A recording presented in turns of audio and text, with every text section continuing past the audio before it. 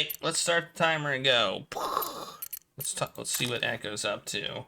I got 8 action points, and it's 3 o'clock.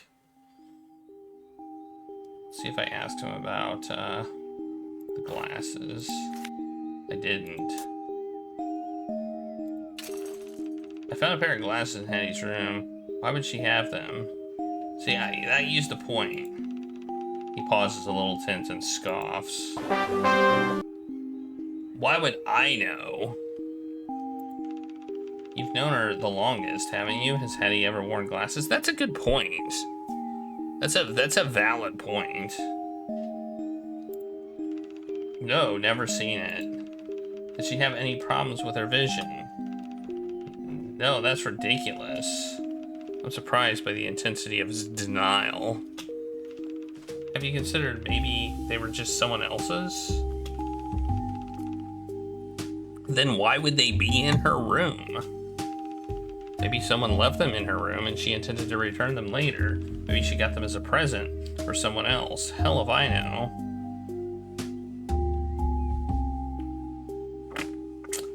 Well, that was less than helpful. Although he does seem to be... I'm gonna ask about the mysterious attack.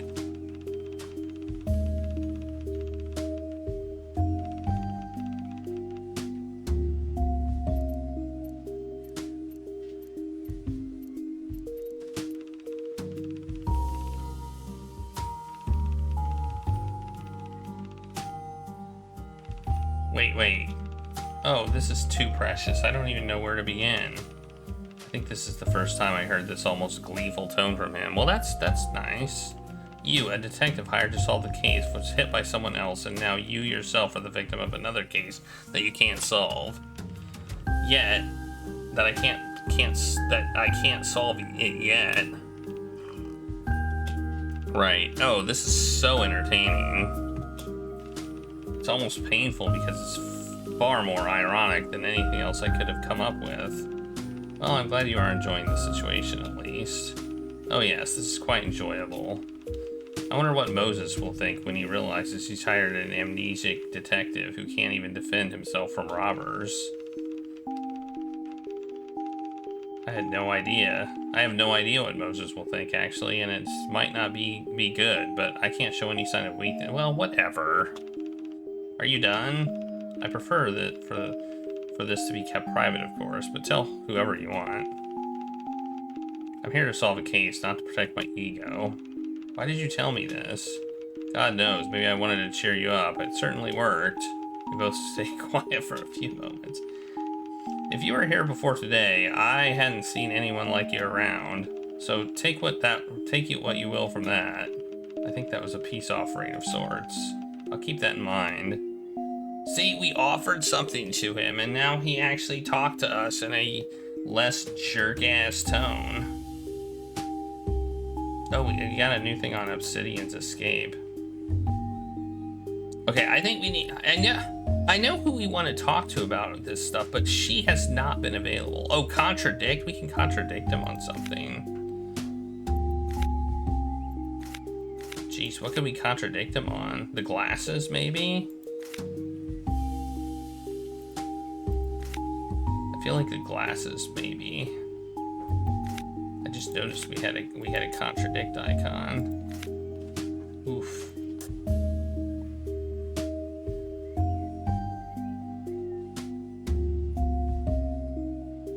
What was his statement about? He walked alone.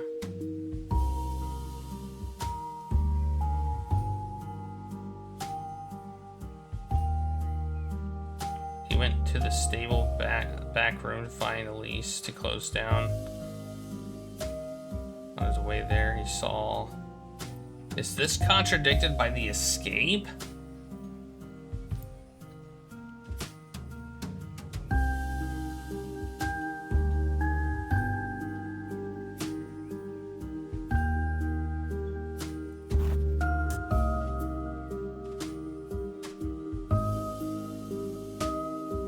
I don't know, let's try it.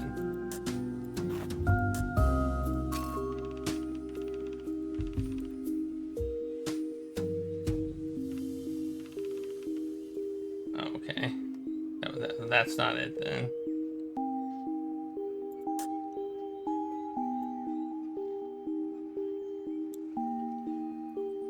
Man, I don't know what the contradiction is.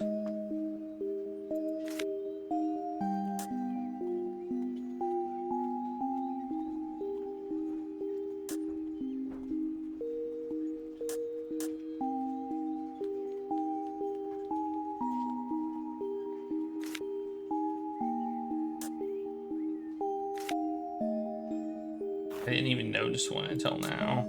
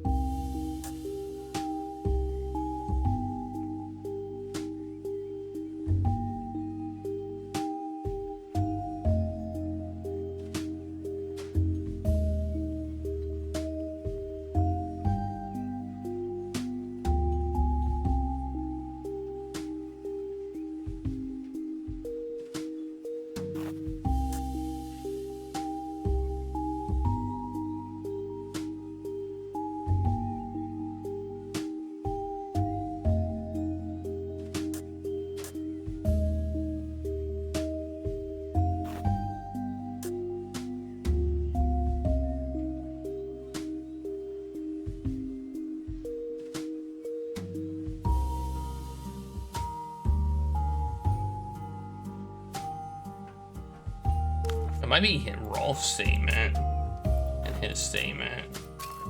No. Because Rolf should have been there. If Aideen would have been back, then Rolf would have been back. And Echo didn't find him. So I feel like that's a contradiction too. But it's not giving me it.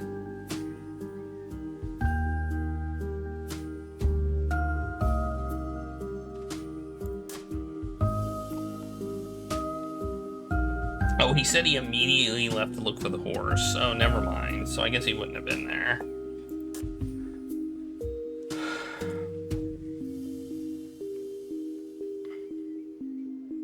Well, I can talk to Jan about her contradiction. Because she's definitely got a contradiction. I don't know what his contradiction would be, though.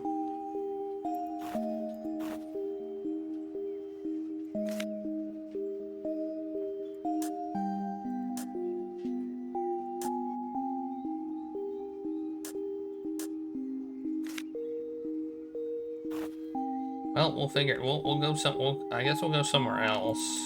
We'll talk to her and ask her about her contradiction, because she's definitely got one.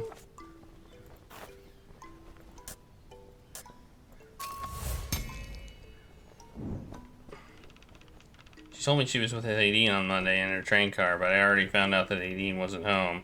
She was out with Rolf. So Aideen already told me the truth. She wasn't with you on Monday. Okay. Okay, that's all you have to say? She shrugs. I really was in the trailer the whole time. I was just listening to the radio. You remember when Aideen came back? Yeah, 7 p.m., right before Echo came by. Okay.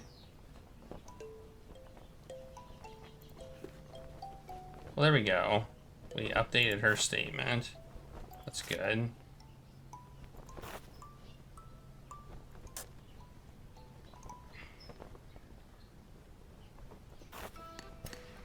Alright. Do we have any... let's look at other people. See if we have contradictions with them.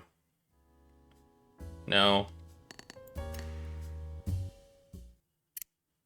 Because I feel like this is where we're going to get the most value. I tapped on the door. Yeah, come in. Welcome to my humble abode. Here to do your investigating. Hit me with the questions. I'm happy to help. Well, he doesn't have any contradictions either. Where else can we go? We can go there, which doesn't help us. We can go to the big top.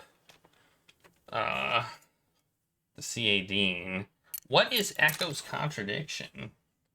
Like, what is it? It's gotta be...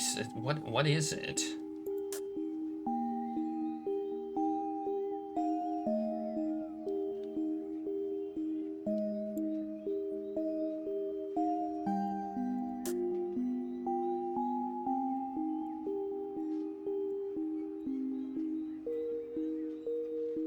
it might be this one. No?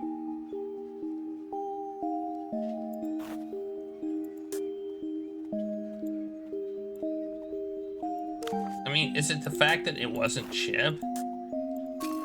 No? I don't know what it is. I mean, at least I don't get... At least it doesn't, like, take points away from me when I do this. Right?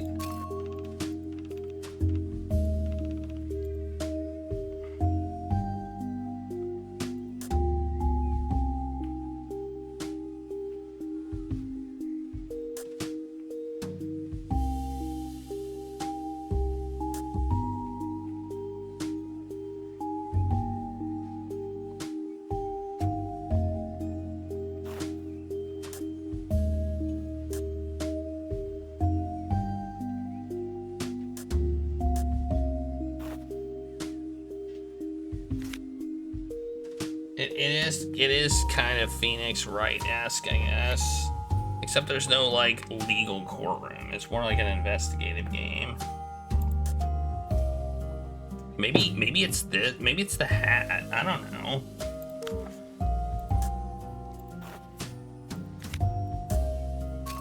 No.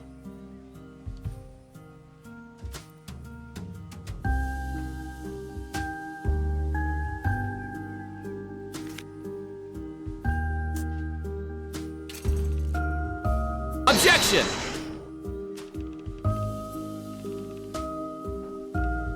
Yeah. Okay, we didn't get anything from that. I didn't mean to ask that question. It is interesting. I'm having a lot of fun with it. It's so far it's a good game. I've been taking a lot of notes. I've been having fun trying to figure out the mystery, which I have no clue who did it. I'm trying to find a contradiction. Most of these I've just been like, yeah, that's a contradiction, but this one I don't know. It might be because I have had a few days.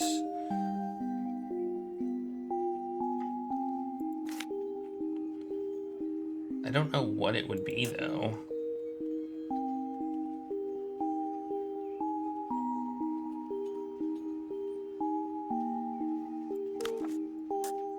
I don't think it's that.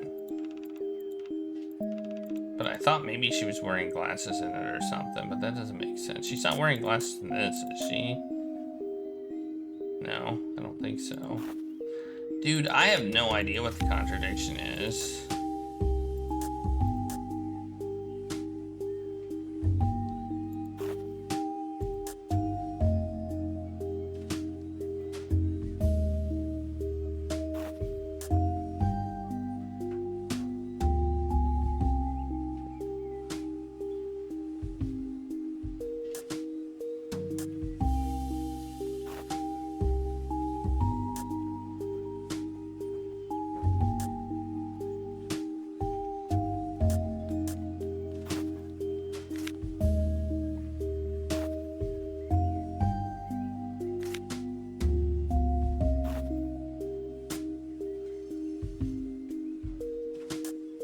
I want to find out though.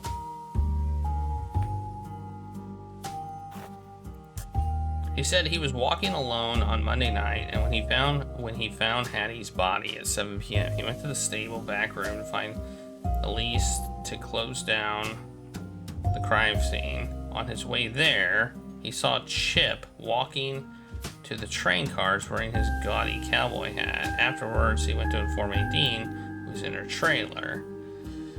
That seems...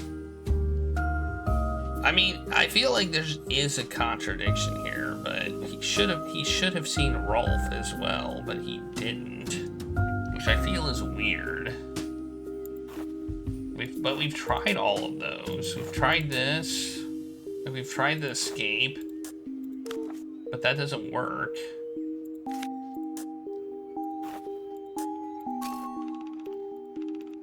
I don't know what the contradiction is. Luckily, we don't lose points for guessing wrong.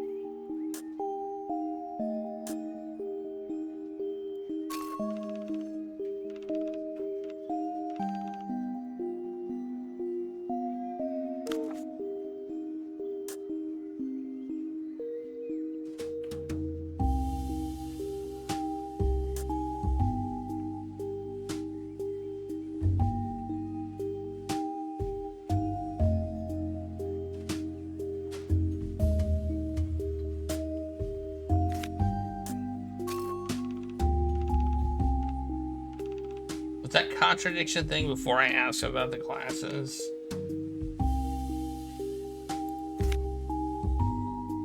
Dude, what is it?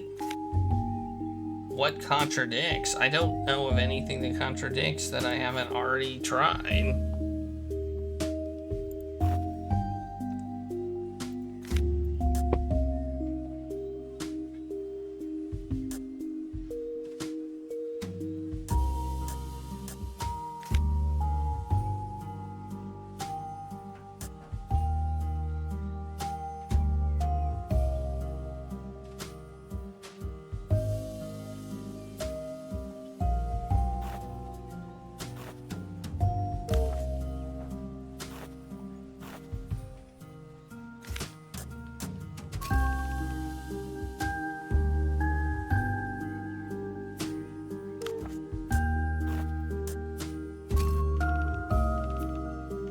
No.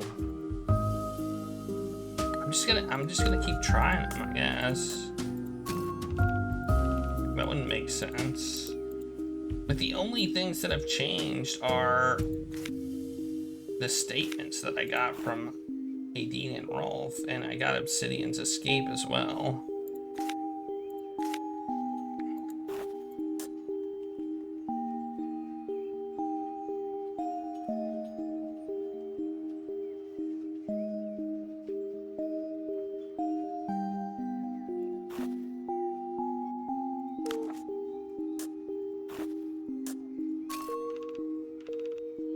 I don't know what the contradiction here is.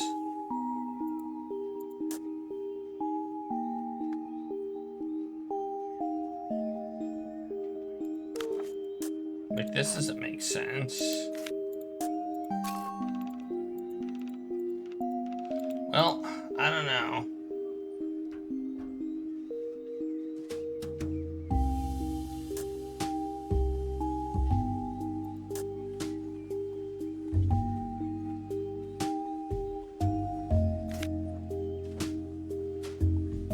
What if I hit L?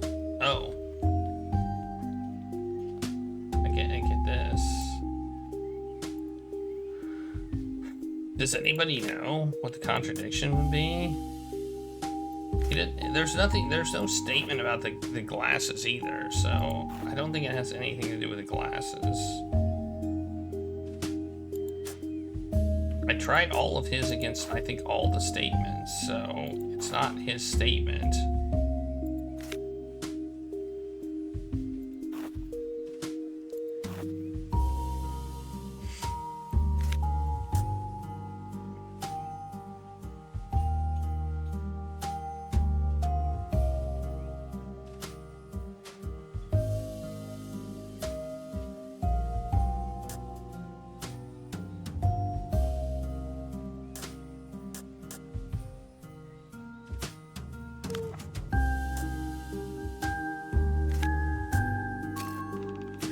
That's a dilly of a pickle.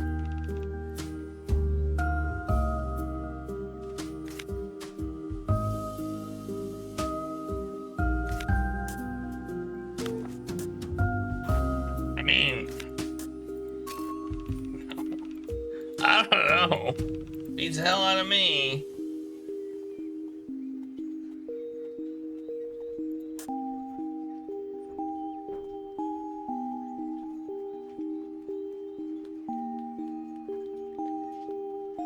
Oh, well, technically, he is trained. Oh, well, he's trained at it too. That may be the contradiction. There you go. He's trained at knife throwing too. Patty must have learned knife throwing somewhere, likely from a mentor. Since Echo has been taught all the same things, it's possible that he knows the act too. When I asked you if anyone else in the circus knows knife throwing, you said no. Yes, that's what I said. Is there a point to this? Well, you see, there's just this little inconsistency. Isn't it true that you and Hattie apprenticed under the same mentor and he taught you both everything he knew? Sure. So your mentor taught you both everything. Presumably, every act Hattie can do, you can do, but somehow the knife throwing act is an exception? Ah. You think you caught me, don't you? Aha, look at Echo. He doesn't even realize his mistake. Is that what you're thinking? I'm simply trying to uncover the truth. Well, believe it or not, no. My teacher was a man of many talents, but knife throwing wasn't one of them. In my 5 years working with him, I never saw him perform a single trick with knives. In fact, I have never seen him with knives, period. Not even to slice fruit. I have no idea where Hattie picked that up, but I can tell you it wasn't from him, and I certainly have no idea how to do it. Could it be possible that he never told you for some reason and he taught Hattie separately? I know I'm grasping at straws already, and he can sense it too. Then I would have no way of knowing that, would I? And they both are dead now, so good luck finding that out. But I don't think so, for what it's worth. How do I know you are telling the truth? You don't. He looks away and silence hangs in the air. If she didn't learn it from your mentor, then where did the act come from? Beats me. I never saw her practice or perform before she came to Morgan's. She must have learned it herself in the years between then. He shrugs. Okay. That's good to know. Well, it doesn't mean she was self-taught, but hey, we got something new. That's cool. We got another contradiction? Oh, jeez. We got another one. Whoops.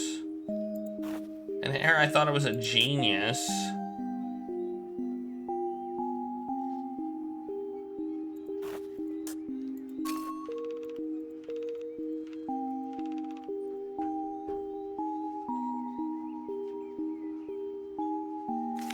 We got another contradiction.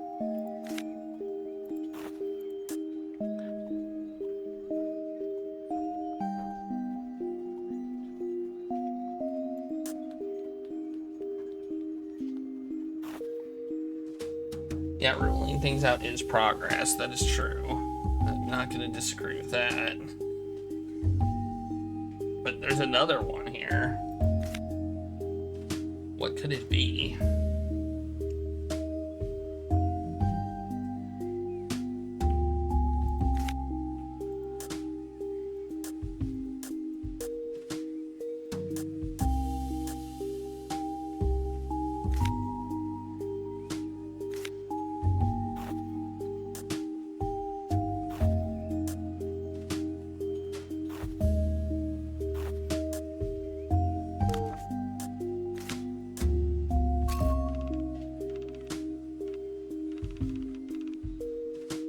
Oh no, Austin, you're not supposed to do that.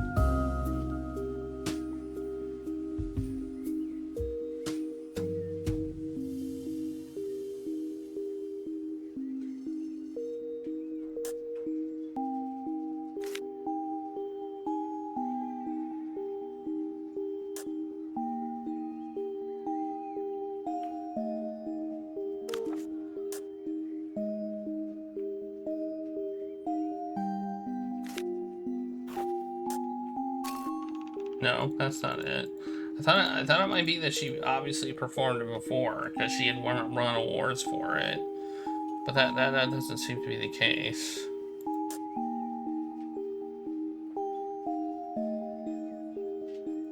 What's the other contradiction? Is it a new one we got from self-taught?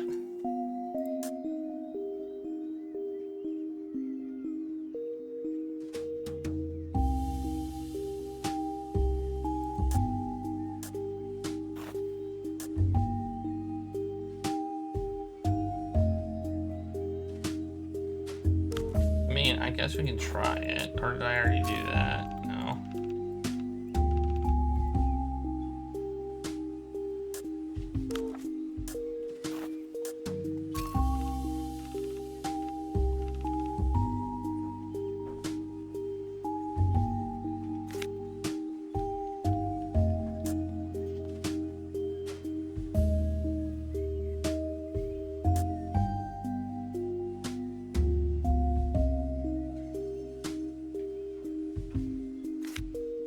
I don't know what the contradiction is.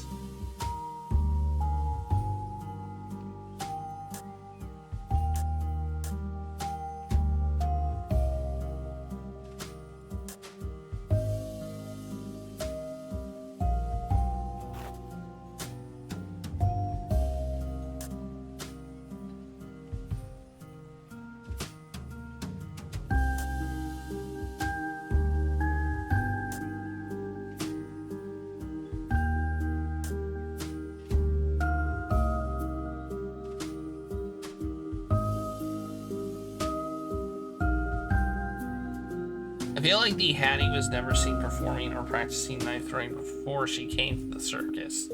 Might be the contradiction. But I don't have any statements that contradict that. Or items, I don't think.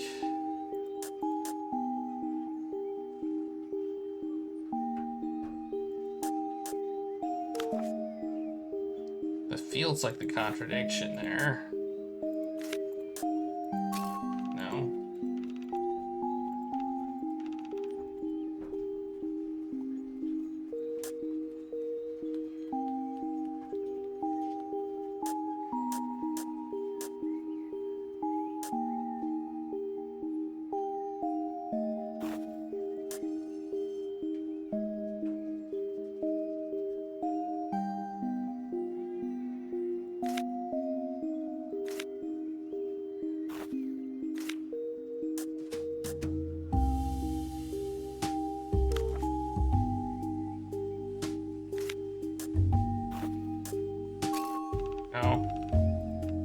Dude, this is getting hard. I think taking a break from the game may have hurt my my ability to find this contradiction too. Because I kind of forget some things. I mean, I've got stuff written down, but that doesn't really give me much in the way of contradicting this.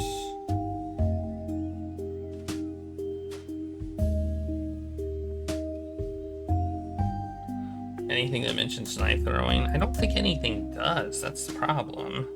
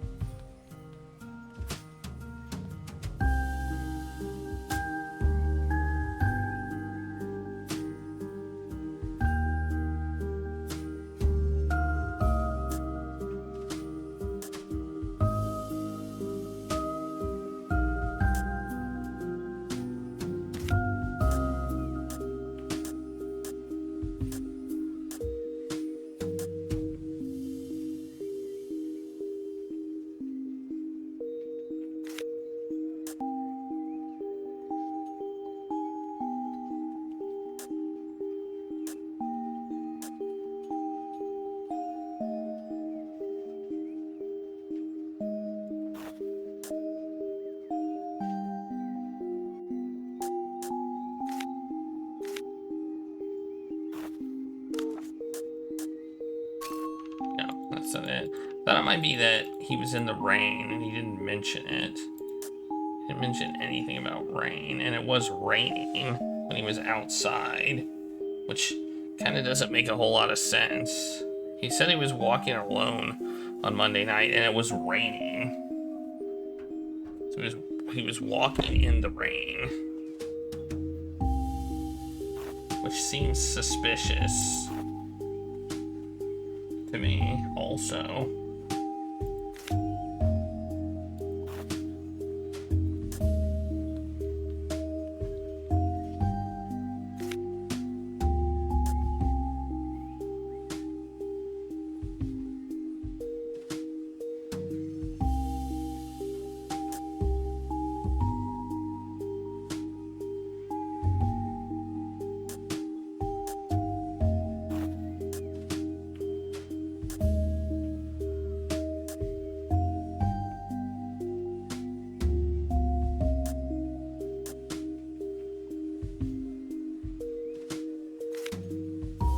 I don't know what the contradiction is here. I am very confused. I mean, technically we can use them in the contradiction, but well, wasn't she? I don't know. I guess we'll try the self-taught and her. No. I don't know.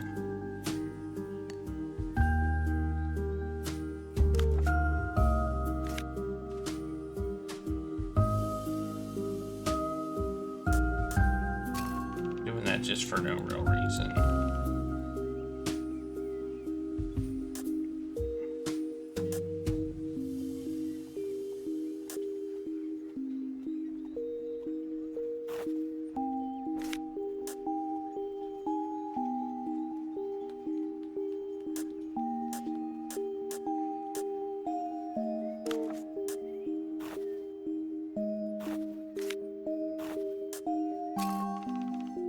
Like, I feel like the contradictions to this game have been pretty straightforward and obvious.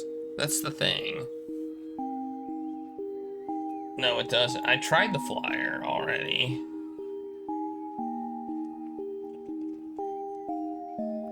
It's also about the circus, so...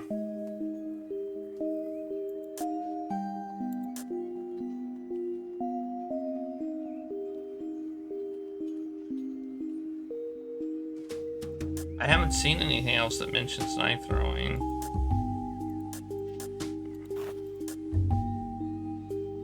Okay, these people are just...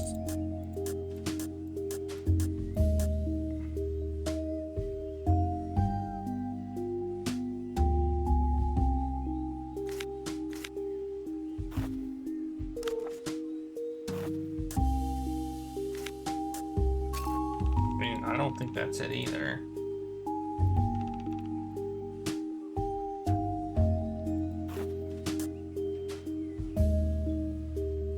Keyword is nobody.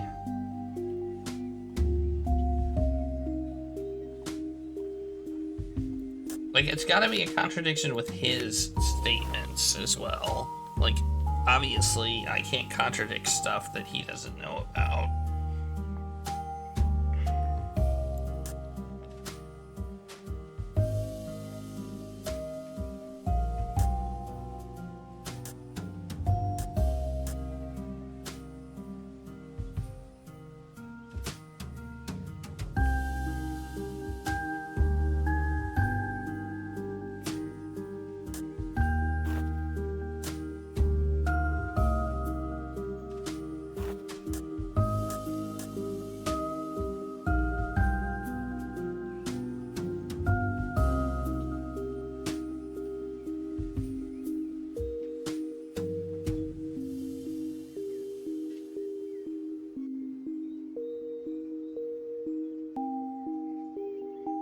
So what would the contradiction be?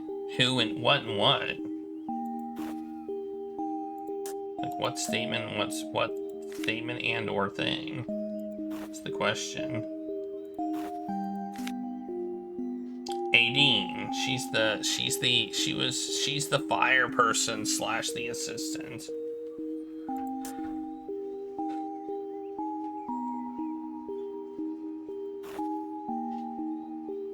She was the assistant in the knife throwing act, so I mean, I could try that as the contradiction, but I think I already did. No, she doesn't talk about knife throwing in her statement. She just says she was with Rolf. They walked far out in the field and got stuck in the rain, only managing to make their way back to the circus at around 7. She went back to her trailer, and Echo came to find her not long after. I don't know where the contradiction is. I don't know.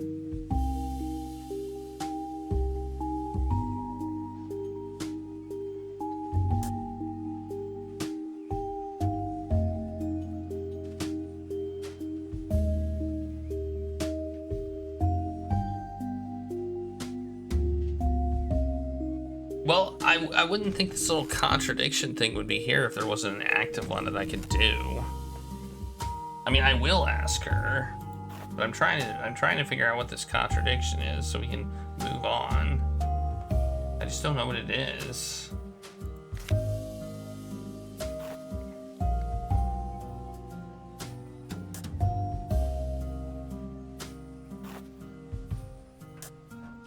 Like, what would it be?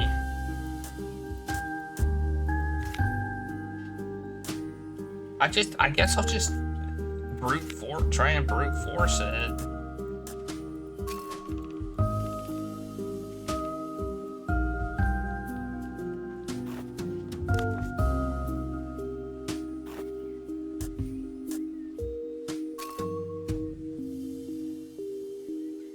I'm currently in fast forward mode, apparently. I didn't mean to stay in fast forward mode, but how do I get out of it? Oh, I hit the space bar. Okay.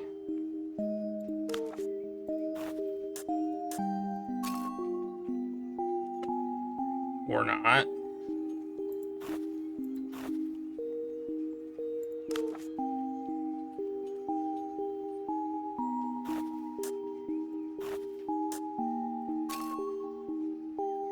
How do I get out of this mode?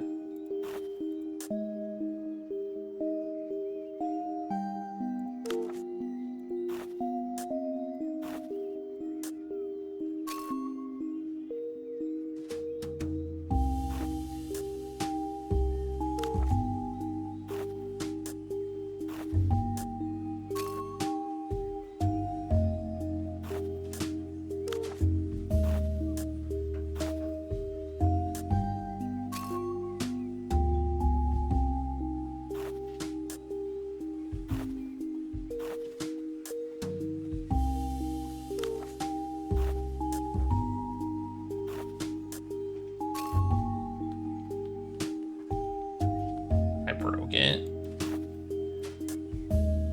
I seem to have broke it, yeah. I'm not sure if we're gonna have to quit to deal with this, but...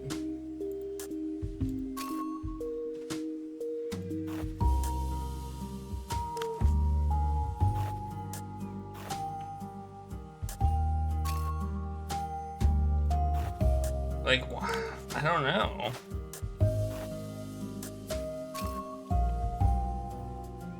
Well, it's not that. It must be an object then. Or a person, but that doesn't even make sense.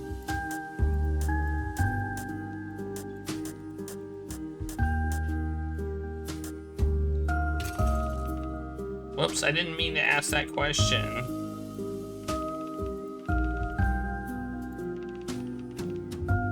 What about, were they in a relationship? The puppet waves his hand.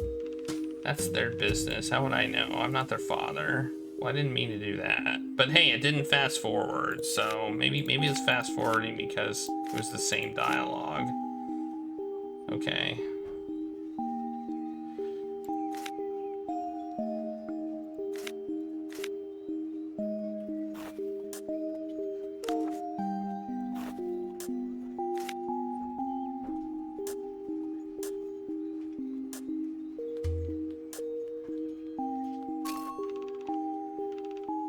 I don't know what it is.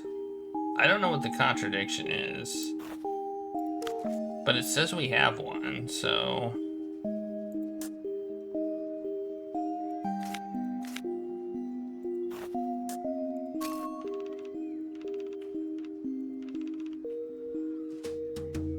So I want to figure out what it is. We know it's not... we know it's not this and another thing. So it must be... if it's this, it's got to be with something here. Or it could be with the glasses. It could be related to the glasses. Also. Because we had talked about the glasses not too long ago.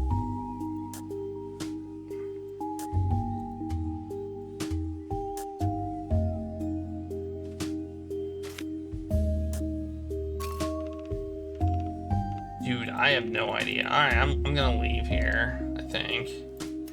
We'll figure this out later, I guess. I'm gonna go over here. I'm tired of it. We're gonna watch her perform her act or somethwhen I enter the tent, the sights startle me a bit. It's dark inside. Most of the lights have been turned off, and the thick tarp of the tent block out every bit of sunlight that threatens to seep through. I mean, is it possible we have our first moon logic? I have to blink to get my vision adjusted to the darkness inside. Or will it be obvious? Standing in the center of the ring, face dimly lit by a ring of soft lights, is Aideen. She's holding a thin torch the size of a drumstick, twirling between her fingers. With a mysterious smile, she leans her head way, way back. She opens her mouth and inches the flaming torch towards it. The room is quiet. In the light of the dancing flame, everyone can clearly see the flame touch her tongue. The anticipation is palpable. Palpable. Somehow I feel as if I'm tasting ash and feeling pain myself. Why? All eyes on her, she closes her mouth around the flame. It's dark inside. Most of the lights have been turned off, and the thick tarp of the tent blocks out every bit of sunlight that threatens to seep through. She smiles and walks over to a nearby table, picking up another identical torch. She dips the torch in the bottle of fluids on the table and carefully uses a towel to dry them off. One hand holds the two torches in an X shape while the other produces a lighter. She touches it to one of the matches. Now, everywhere the flame goes, it leaves a trail of fire. She swipes the torch lightly over her bare forearm, and just as she said, a line of fire appeared. That was hurt, right? But she calmly wiped it off with her other bare hand, as if it were dust on an old jacket. Have you ever wondered if you can move fire through your tongue? Someone sucks in a sharp breath loud enough to be heard through the tent. She sends a look in that direction, but keeps talking. No, just me, I suppose. Guess so. Everyone laughed. You want to see it? Yeah! Really? Yeah! Very well, here we go. She holds the lit torch in one hand, the unlit one in another. Next, she rolls the unlit torch on her tongue for a few seconds before putting the flaming one out on it. The flame appears in her mouth, tiny enough to be the wick of a candle. She moves the unlit torch back, using her tongue flame to light it up. It works. The flame jumps over and immediately expands to match the other side. She holds that pose, 3 points of light dancing in the darkness. It's somehow horrifying and fascinating at the same time. Amidst the applause, she finally closes her mouth and put out the flames with a shake of her wrists. Amidst the applause, she finally closes her mouth. Sorry, I didn't see you earlier in the dark. For some reason, it skipped that. I don't know if I hit space or not. That was great. Doesn't it hurt?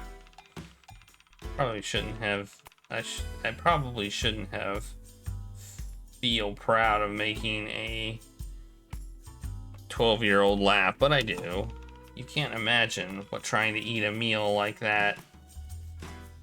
You can't imagine what trying to eat a meal felt like in those first few months. Oh, how long have you been at it? I learned the basics when I was a teenager, but I started performing professionally, I don't know, 7 or 8 years later. Now that she's seated, he's floating at 9 feet tall. Everyone has to crane their necks to see him.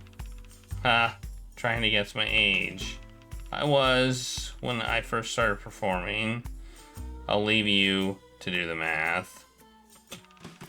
What does it taste like? What? I'm confused by the words that were just said. The fire is just fire. It has no taste. What registers on my tongue is mostly just gasoline. A little bitter, a little sour. If you close your eyes, maybe you can mistake it for alcohol. Are you supposed to drink that? Isn't gasoline poisonous? Only slightly.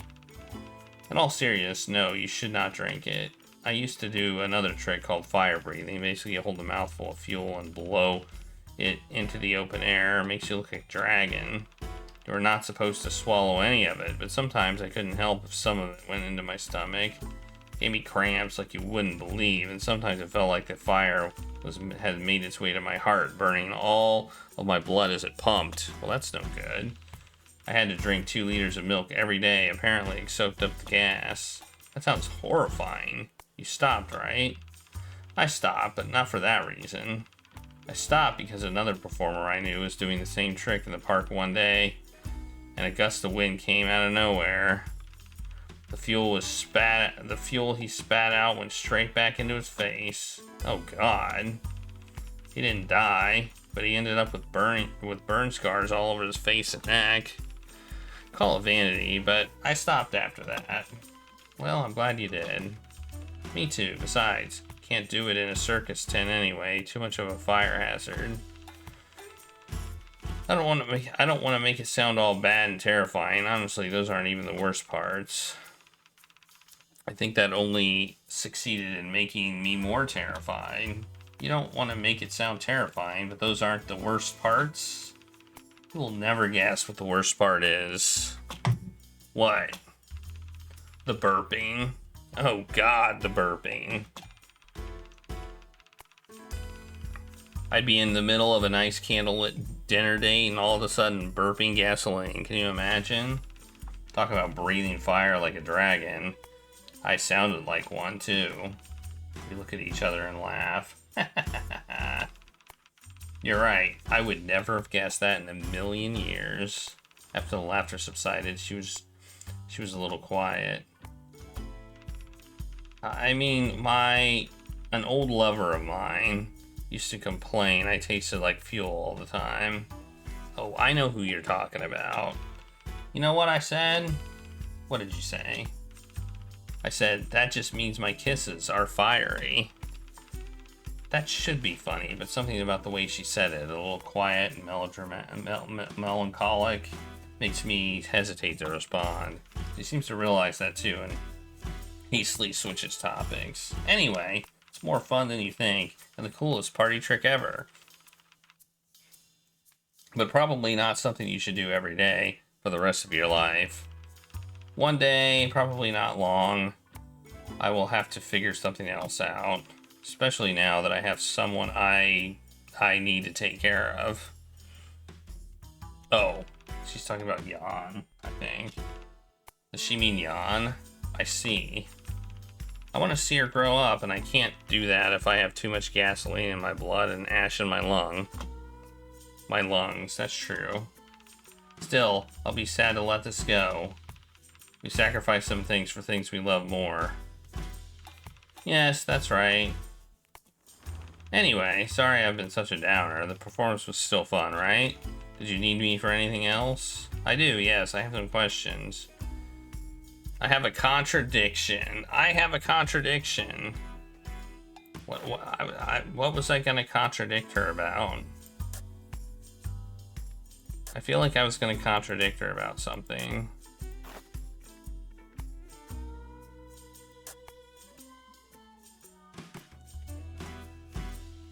I kind of want to ask her about the mysterious attack, but I don't know if I should.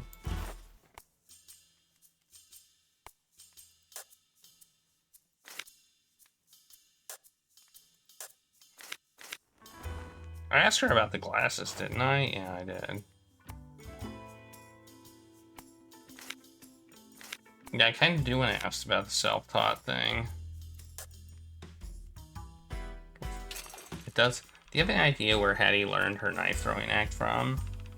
From her mentor, I assume. The magician she and Echo studied with. Sorry, I don't remember his name. Well, Echo told me that she didn't learn it from him. He thinks Hattie came up with it by herself. I remember when Hattie asked me to practice the act with her, she said it was a new act, but she never told me where she learned it. Maybe she'll have notes on it, or maybe she just got the idea from one of her books. Her books? Yeah, she has a bunch of books about magic. I've seen her reading them for research. Well, is it possible for me to take a look at those books or notes? Where are they? They're in a room, train car number 3. I already looked there. You know how to get in there? Kind of, don't worry about it. All right then.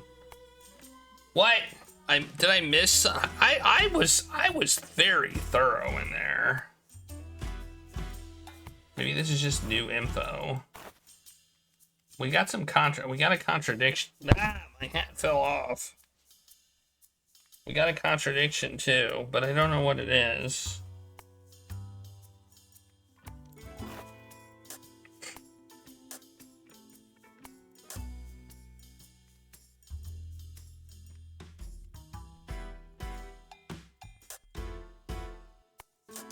I mean, that's fine. I don't feel like her statement is wrong.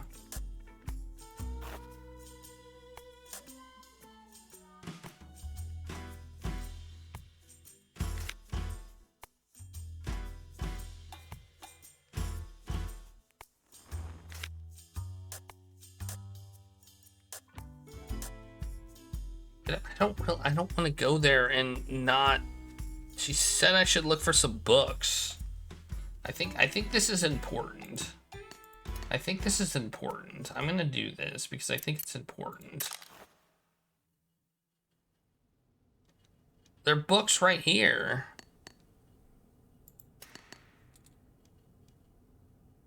I can't look at them though. Can't look at the books. It won't let me.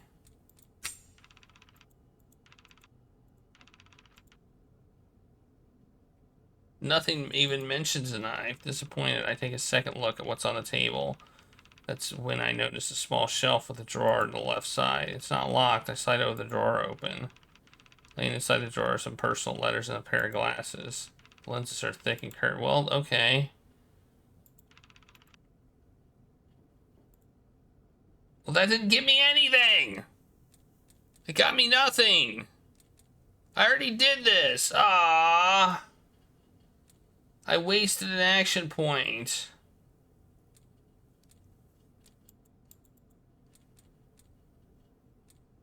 Dang it.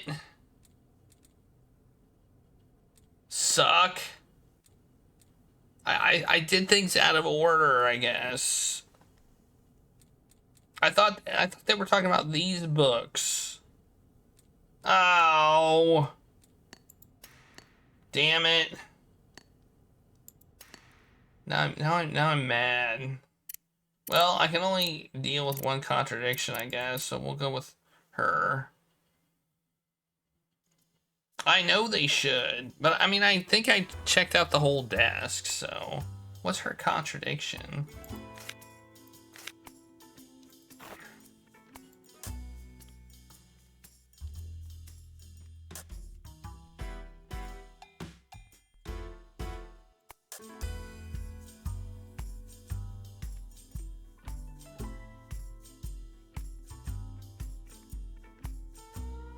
Well, let's see what it says when I have a bad one.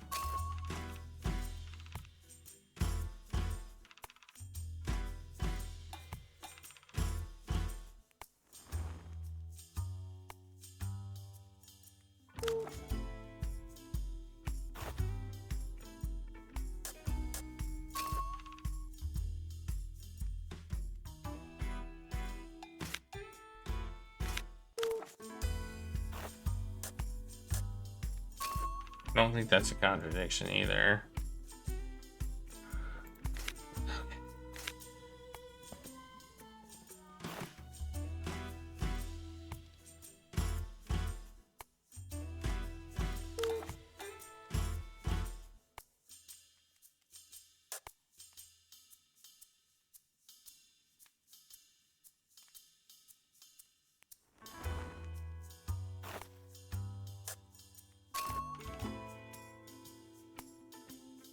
I'm having a tough time figuring out these contradictions.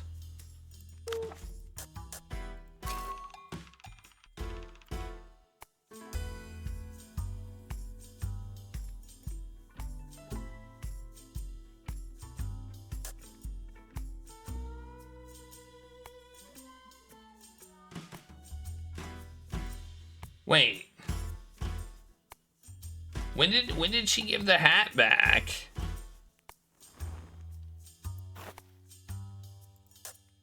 She said she gave the hat back. When did she give the hat back?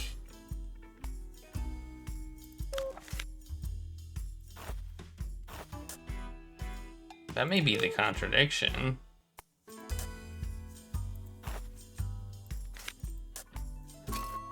No.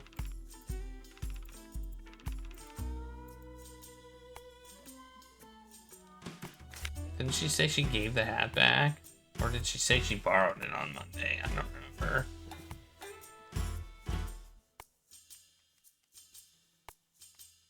I looked at the books in her room too, and I found this note. Well, the note's not. Where's the note at? The note's not in my. Oh, the other person looked at the books. Oh man, I'm getting confused. Did she say the book's in her room?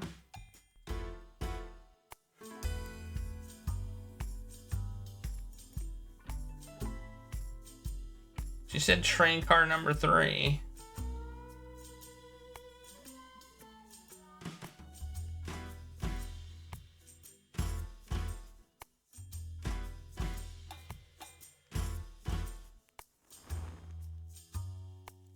From one of her books. Her books? She has a bunch of books about magic. They're in her room in train car 3, which is what I looked at.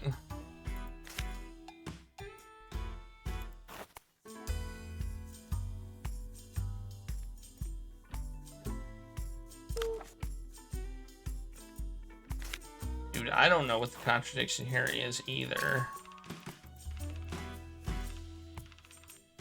I feel like the cowboy hat is the contradiction because when did she give it back?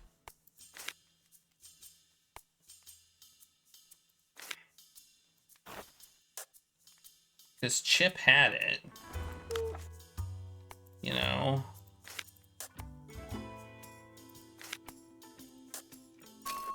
No.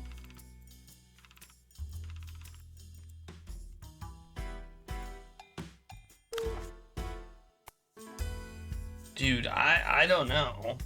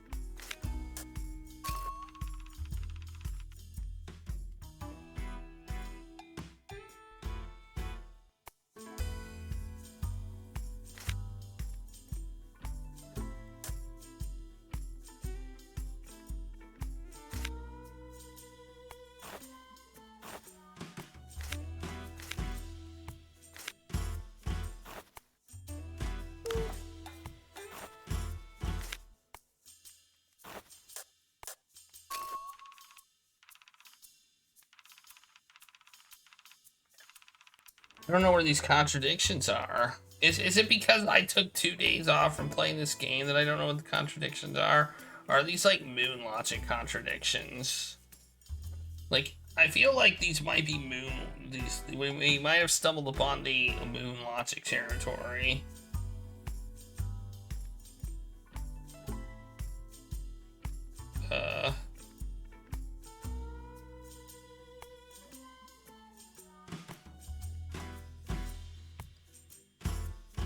I mean, I may just have forgotten things.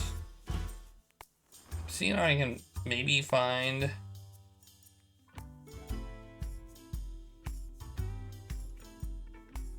Or maybe it's because I'm a dingus, it's possible.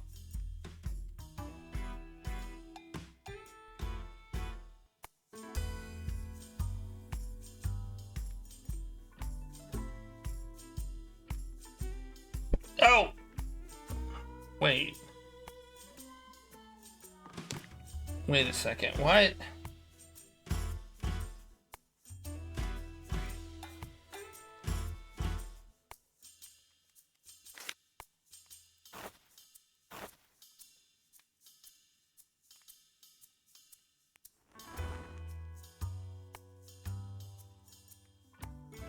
How is that a contradiction? How is this a contradiction? How is this a contradiction?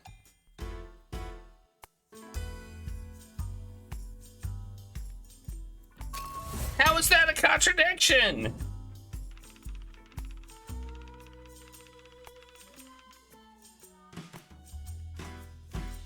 That doesn't make sense. What? Wait, we're suddenly making the assumption that they're her glasses.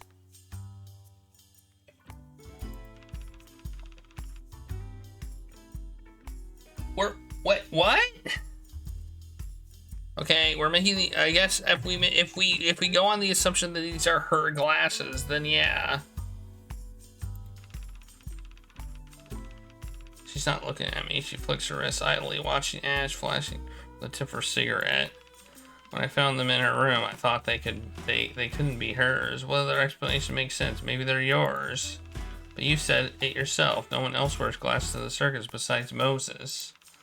More importantly, if anyone else in the circus were nearsighted, they wouldn't have any reason to hide it, would they?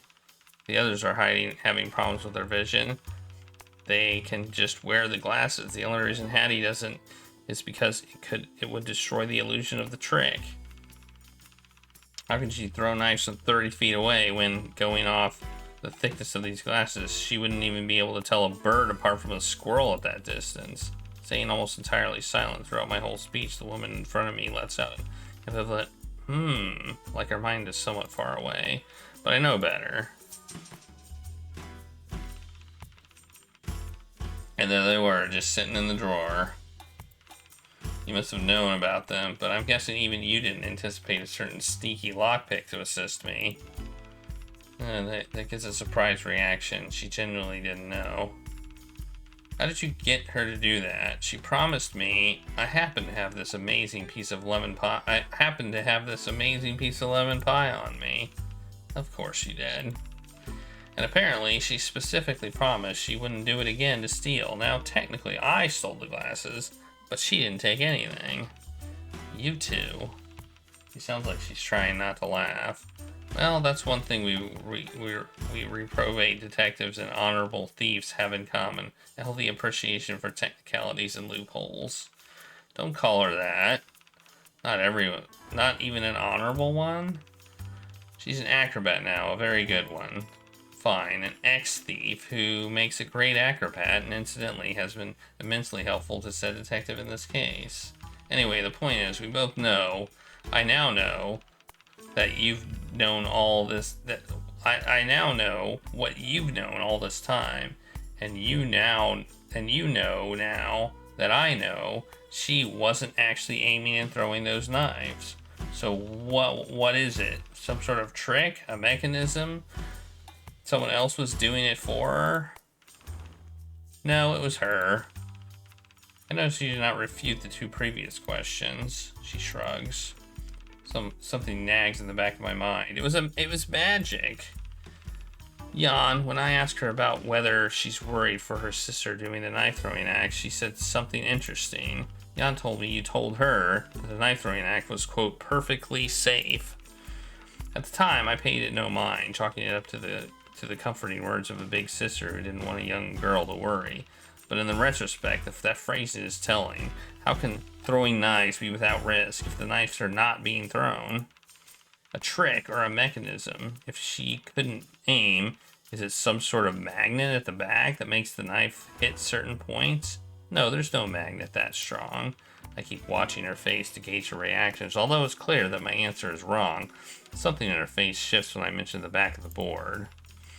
Have you seen someone shoot a gun at the target? What does that have to do with anything? The bullet is moving so fast you can't see it flying in the air. You will only see the smoke from the barrel, and then the hole on the target. Oh, she never actually throws the knife. We've established that. She must have been pocketing it. For a magician, that kind of sleight of hand is child's play.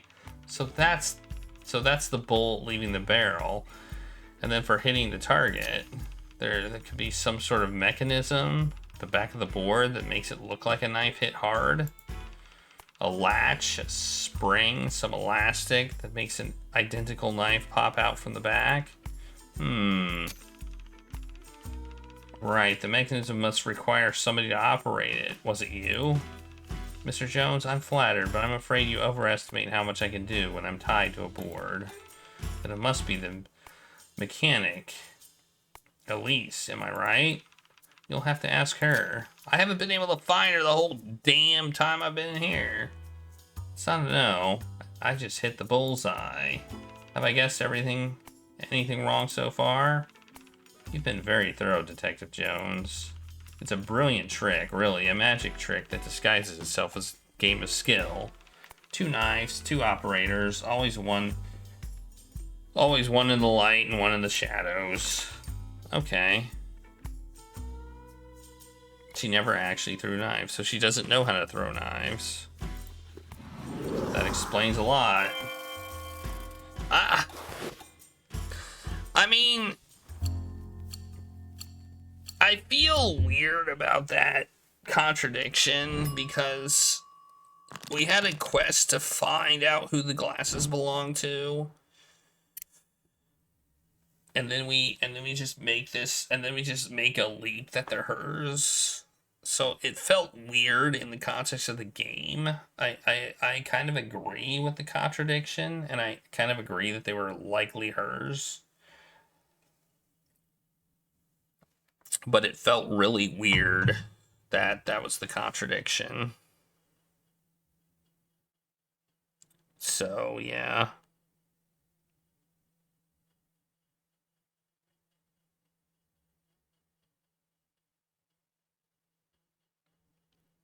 I think that might have been the one with Echo as well. It might have been the same contradiction.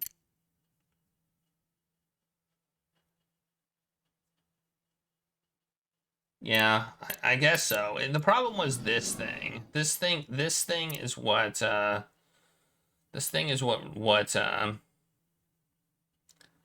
is what made me think that wasn't the case, is that there was a checkbox to find whose glasses they were. So that messed me up. All right, what are we doing? What are we doing as Jackie / Hattie? What do we need to do? We need to meet the killer at 7, which, well, we gotta wait until 7. It's 4 right now. We need to get Echo's story, which Echo is not available right now. So we can't do any of the things we're supposed to do. So that's great.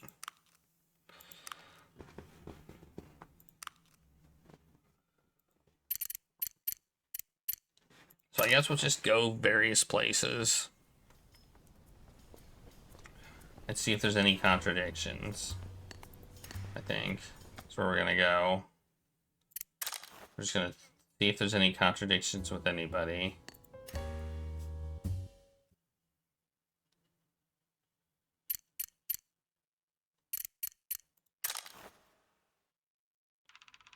As soon as I enter the tent, I can sense something tense in the air. Elise and Jan are currently talking in hurried breaths, eyes glued to one another in a stare-off. Apparently, I found the 2 young ladies in a spirited argument. That's not how it works, Jan. Unhappy with how she has to look up at Elise in her confrontation, Jan huffs and jumps into the sofa before continuing her argument. It's stupid. You are just being ridiculous. And you are, like, old. Why do you even care about this stuff anyway? Because Jan puts her hand between her ears and leans in an insulting challenge behind her ear and leans in. Come on, because... Elise opens her mouth, but nothing comes out. She stomps on the ground in frustration. How did Jan manage to get her so frustrated? They both turn towards me, still side-eyeing each other. Sorry, I don't want to interrupt anything. Don't worry, it's not important. It is. I'm going crazy. I don't know why I'm having this argument with a 12-year-old. I'm 13. Just why? Jan puts her hand on her hip indignantly and talks straight to me. The point is, Santa's not real, right? So Snow White and Cinderella and Peter Pan. Oh no, oh no, I don't think so. She turns to Elise in a whiplash and squeals in such a high-pitched voice that it could have broken the mirror. See? You were having an argument over fairy tales? How did this even start? I said fairy tales are stupid, and she got real mad about it.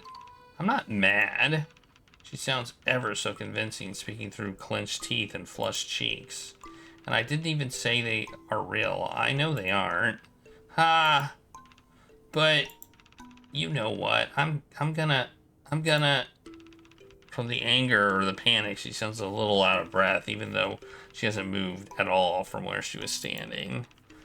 She takes a moment to catch up with her breathing and then makes some kind of determination and sets her foot down. I know they're not. They're just stories. I just like them, okay? What's the point of arguing about it besides being mean? I used to have a book and I wanted my dad to paint the castle on my walls, and then he laughed too. Yeah, it's so funny. Laugh, I don't care. I can paint my own walls now. So what if I believe him? People do that all the time with liars, with luck, with magic, with Hattie. Sometimes people just need it too, to believe that their life will be a little better. But we are not stupid. And so what? So what if it's not real? The Bible is not real either. Well, the Bible is stupid too. Whoa, let's not get blasphemous here. You didn't mean that, right? She glares at me from her high perch on the couch. Okay, let's get back on topic. Who do we say is right? I think Elise is right. There's nothing wrong with believing in fairy tales or not believing that they're real. But you can't even see Santa or the fairies. There are plenty of things we don't see that we have faith in. Well, that's not where I was going with that. I was thinking she was right about, the right to act on it, but whatever. Yes, religion is one in our country, and love between family and friends. And how about air? You can't see it, but you trust it. It's there so you can breathe it, right? That's stupid. Come on, isn't there just one thing that you believe in? You're telling me you've never believed in fairy tales, even just for a second? Dawn's getting less angry now. Her lips are still pursed, but they are also quivering. When I was little, Mama used to read Grimm's fairy tales to me and my brother. You have a brother? No, shut up. Elise raises her hands in mock surrender. And her favorite one was the one with the brother and sister. They found their way back from the woods with a candy house. I can't remember the name. I can't believe I don't remember. She's getting frustrated with herself now, knocking her head with her hands. Hansel and Gretel. Jan looks at her in surprise before reluctantly nodding. Yes. We used to ask Mama to tell it every night before bed. I can't believe I forgot the name. There's a brother and a sister, and they are so smart. When their stepmother convinced her father to abandon them in the woods, they made a trail with pebbles and found their way back. But the stepmother locked the door the second time. They couldn't get any pebbles, so the father leaves them in the woods again. And there was a house made of candy, but the candy house was just a witch's trap. The witch was trying to eat them, but they found a way to kill the witch instead. And they ran back home when the stepmother is dead. And they got all the witch's jewels so they could have money and lived with their dad, and they lived happily ever after. It always ends like that. And then Mama died. We got a new stepmom, and she started always keeping a bunch of pebbles in our pocket so we never get lost. That's the perfect plan, my brother said. But Father didn't take me to the woods. He sold me to someone else. And I was alone. No Hansel, because, of course, he's not going to sell Hansel because Hansel is a boy. I still had the pebbles in my pocket. But then those people took me on a boat. And what good are pebbles on the water? They just sink. I never find it in my way back. And the whole story's stupid because even if Gretel can find her way back, why would she? Her father wanted to leave them in the woods. And just because she brought back money, they're good now. What kind of stupid family is that? It's just a stupid story telling lies to children who are stupid enough to believe them. Her voice wavers, but she's not crying. Not a single teardrop throughout the story. I don't know what to say. The room is quiet. Jan's staring at us as if challenging us to make one objection. All of a sudden, Elise walks over, plops down on the couch, and opens her mouth without looking at anyone. Your father is stupid. I'm not sure what is happening. Jan laughs, sitting down on the couch beside Elise and kicking her legs in the air. Yours too. At least we agree on something. They're both rolling around on the couch, crying from laughter. Occasionally, one of them gets tired and out of breath, but then they take one look at each other and the laughter starts all over again. I just stand there feeling like this is a moment they should have to themselves. Once they finally collect themselves, Elise remembers my presence. Oh, I'm so sorry. And sorry you had to hear us being... Oh no, I don't mind. Sorry for intruding. So you're here for... who did I have questions for? Fine, talk about your boring stuff, whatever.